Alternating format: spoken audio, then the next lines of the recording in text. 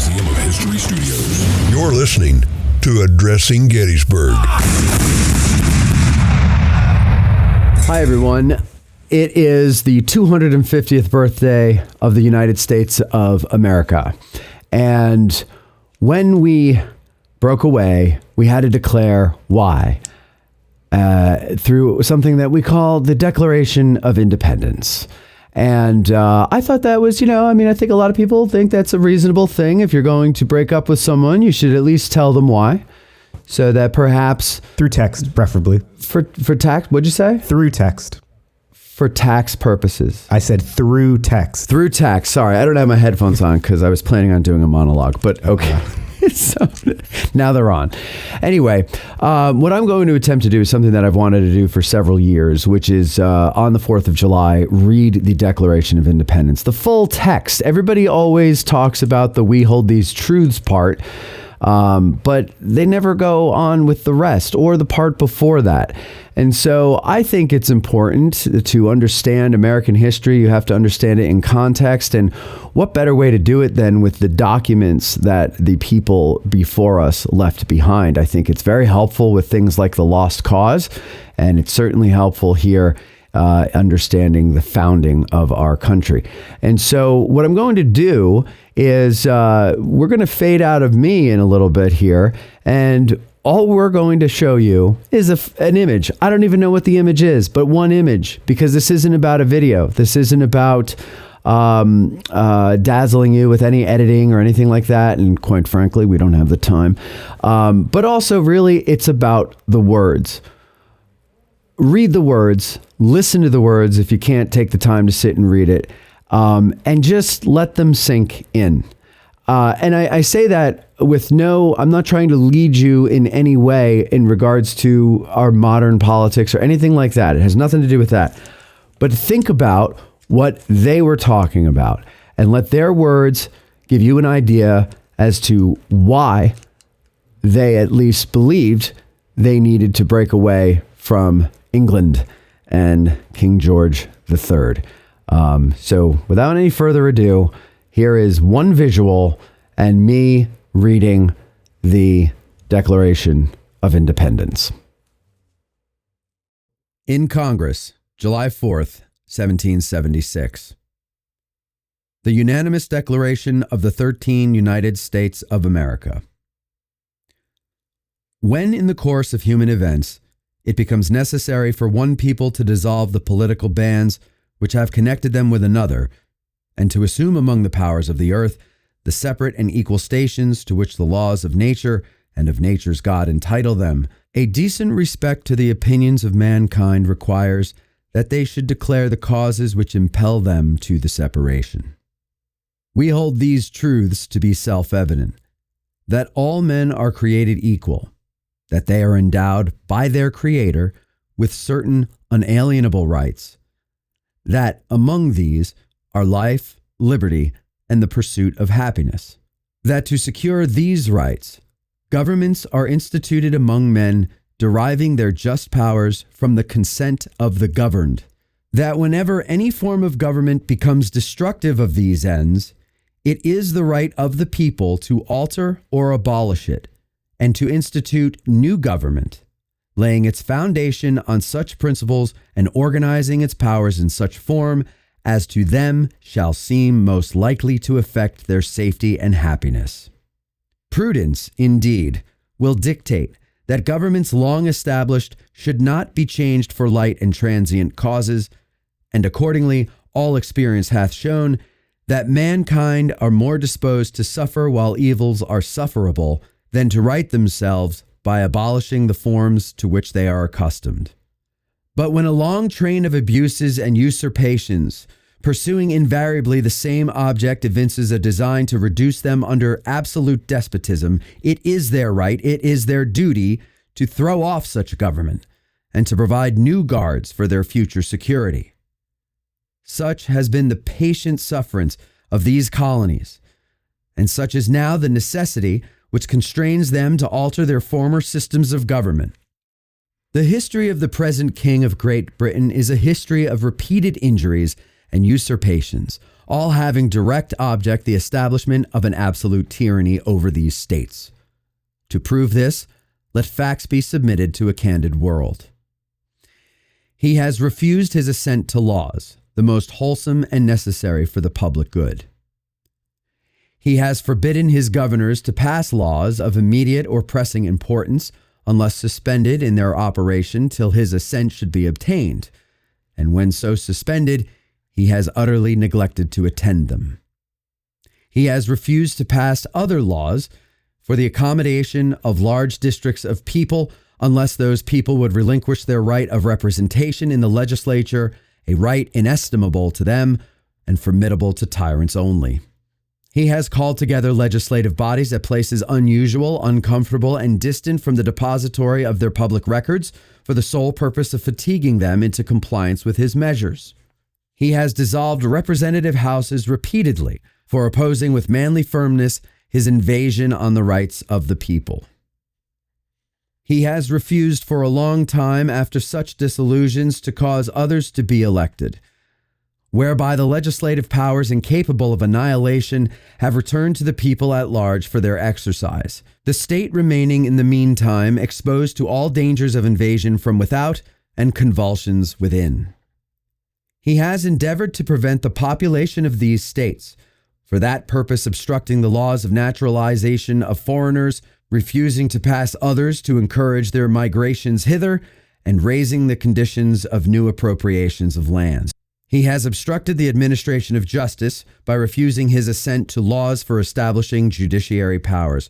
He has made judges dependent on his will alone for the tenure of their offices and the amount and payment of their salaries. He has erected a multitude of new offices, sent hither swarms of officers to harass our people and to eat out our substance. He has kept among us in times of peace standing armies without the consent of our legislatures. He has affected to render the military independent of and superior to the civil power. He has combined with others to subject us to jurisdiction foreign to our Constitution and unacknowledged by our laws, giving his assent to their acts of pretended legislation, for quartering large bodies of armed troops among us, for protecting them by a mock trial from punishment for any murders which they should commit on the inhabitants of these states, for cutting off our trade with all parts of the world, for imposing taxes on us without our consent, for depriving us in many cases of the benefits of trial by jury, for transporting us beyond seas to be tried for pretended offenses, for abolishing the free system of English laws in a neighboring province, establishing therein an arbitrary government, and enlarging its boundaries so as to render it at once an example and fit instrument for introducing the same absolute rule into these colonies, for taking away our charters, abolishing our most valuable laws,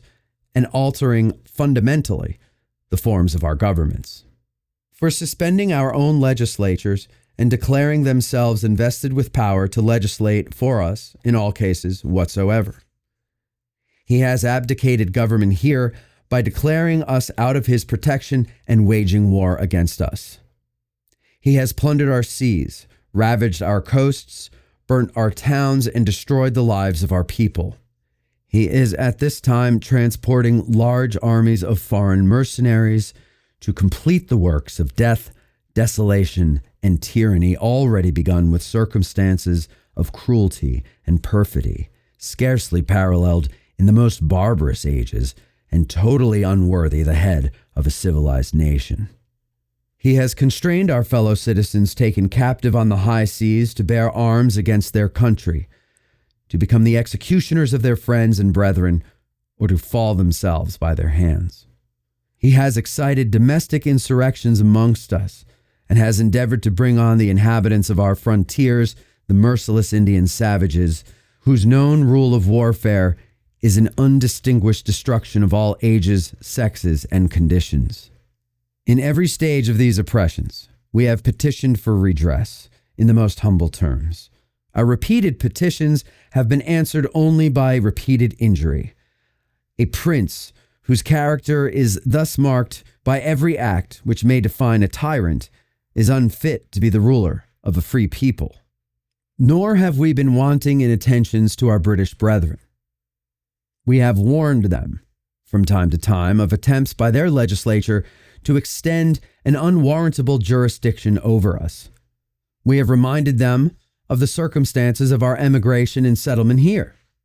We have appealed to their native justice and magnanimity, and we have conjured them by the ties of our common kindred to disavow these usurpations, which would inevitably interrupt our connections and correspondence. They too have been deaf to the voice of justice and of consanguinity.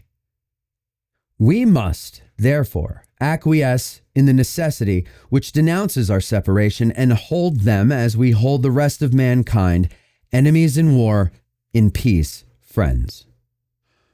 We, therefore, the representatives of the United States of America in General Congress assembled, appealing to the Supreme Judge of the world for the rectitude of our intentions, do, in the name and by the authority of the good people of these colonies, solemnly publish and declare that these united colonies are, and of right ought to be, free and independent states, that they are absolved from all allegiance to the British Crown, and that all political connection between them and the state of Great Britain is and ought to be totally dissolved, and that as free and independent states, they have full power to levy war, conclude peace, contract alliances, establish commerce, and to do all other acts and things which independent states may of right do.